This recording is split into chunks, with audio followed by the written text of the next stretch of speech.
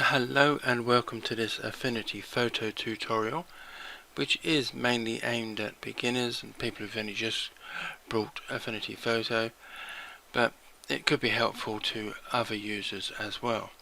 And it's all about looking at making and using child layers.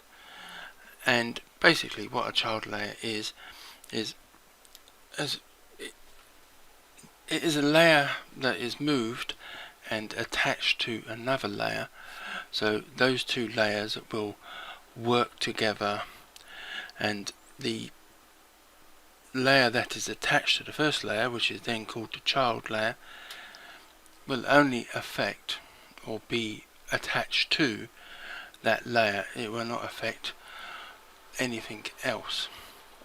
So as you can see from this sort of very simple setup I've done here, I've got three layers: the white rectangle background, the green circle, and the pinkish triangle.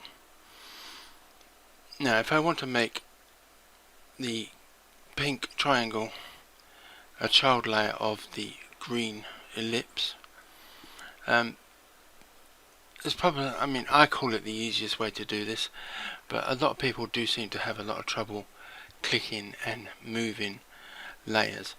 But you will see this in many video tutorials.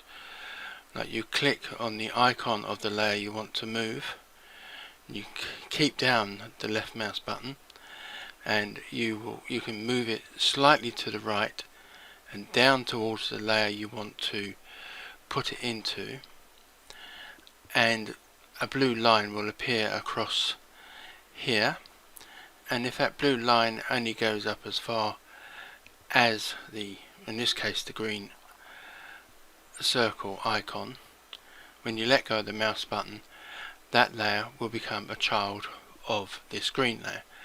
And you don't just have to move the layer down, you could theoretically move it up as well. But I'm going to click on the triangle, move to the right slightly, come down, and when you get that blue line, let go. That pink triangle is now a child layer of the ellipse, which means that these two are now joined. And to prove that, I'm on the move tool, so if I move these, and even if I resize these, they will now work together. Let me just undo that a couple of times, and it should put it back to where it was. So if I wanted to uncouple these, I could just click on the child layer and move it down, so that blue line now comes all the way across, and I could move it down, or I can move it back above where it was. So they are back sort of as they were. Now, like I said, a lot of people seem to have trouble with clicking and dragging either up or down to make child layers. It may be difficult on an iPad, I don't know, I've never used the iPad version of Affinity Photo, but I would imagine it's a case of using like 9 different fingers trying to drag, move and hold different items. But this is where the arrange menu can come in handy for you, because you need to highlight the layer that is going to be the child layer, and it has to be above what will then become the parent layer. So in my case, this triangle will be the child layer and the ellipse the parent layer. So as long as the to be child layer is above the other layer, you can come to the arrange menu and come to move inside, and that will do the job for you. So it's a lot quick and easy, and it will make that a child layer. And if you want to take it out of that grouping, again with the arrange menu, you can come to move outside. So in this case the arranged menu makes it a lot easier. The difference being is if you click and move, you could move from sort of anywhere and move it up or move it down, but if you're going to use the arranged menu, it has to be the layer above the one you want to make it a child layer to, if you understand my meaning. Now there is also another way of doing this, again using the arrange menu, and this is the options at the bottom. By default it's got insertion default, insertion behind, insertion top, and insertion inside. Now this would be a case of anything you're going to add to what is already there. But let's say I want to make an adjustment layer to just this pink triangle, and let's say for example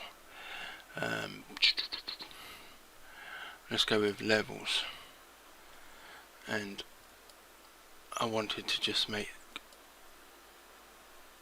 the pink layer either darker or lighter, because as it currently stands this levels layer is at the top and it is affecting all the layers below, but I only want it to affect the triangle, so it needs to be a child layer of the triangle, so it will only affect the triangle.